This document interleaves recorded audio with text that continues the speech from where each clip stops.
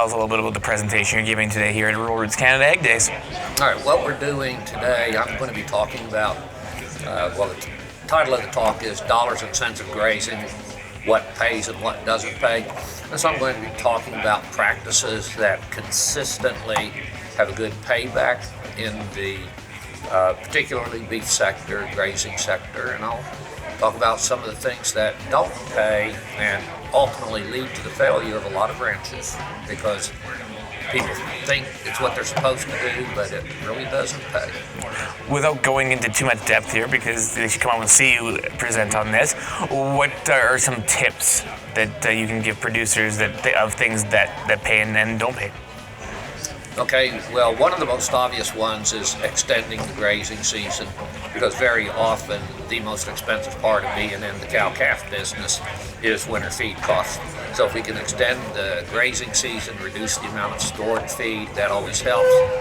Canadian ranchers have actually been, working on this for a good number of years, and some of the practices we use south of the border really started up here in the north. That would include things like swath grazing, bale grazing.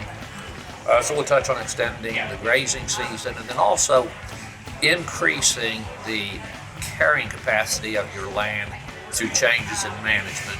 It's one thing to try to increase your carrying capacity with a lot of purchased inputs, but very often the margin per acre does not increase. But if you can increase carrying capacity through changes in grazing management and get more AUDs or stock days per acre harvested, that lowers the overhead cost on every unit of production, and we'll do some illustrations of that. Other things that pay is controlling grazing, time-controlled management of grazing. I do whole schools on that one, but we'll just touch on that today. And then on the downside of the business, what does not pay, unless you are a very large operation, owning your own equipment really doesn't pay. Contrary to what a lot of people seem to believe, the larger the individual cow, the higher the productivity per cow, the lower whole ranch profit tends to go. So big cows don't really work. There'll be other things, I'm sure that'll show up in the presentation that I'm not thinking of right now. Perfect. And so you up here on a bit of a tour. Tell us about some of the things you're hearing from producers. Well, today is my first day of the tour, and I'm ahead of myself here, sort of thing. I guess what issues? So I haven't heard anything new, but I come down Alberta typically twice a year for the last several years, and so the things that I hear, like just at lunch today, I heard that hay prices have dropped 30 to 40% compared to last winter. And for the guys and gals who are buying hay, that's real good news. Evidently, in some parts of the province, the winter's actually been fairly open. Spoke with another couple who said they just started feeding hay 2 weeks ago, in contrast to in the past, and they've come to a couple of my workshops in the last couple of years.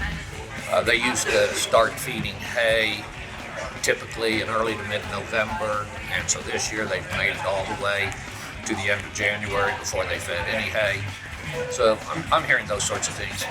Positive reports mostly from people who have made changes in how they operate.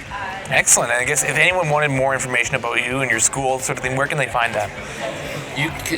The name of our business is American Grazing Land Services, and you can either find us on Facebook or just do a search string for American Grazing Land Services. Then go to our website, and so upcoming events, calendars there.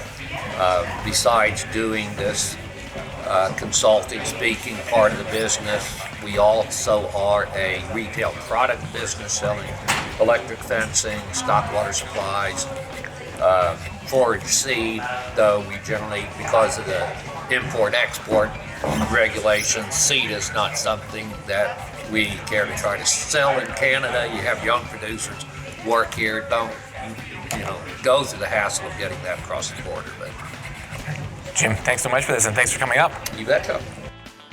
For more video, pictures, and audio on this story, go to ruralrootscanada.com.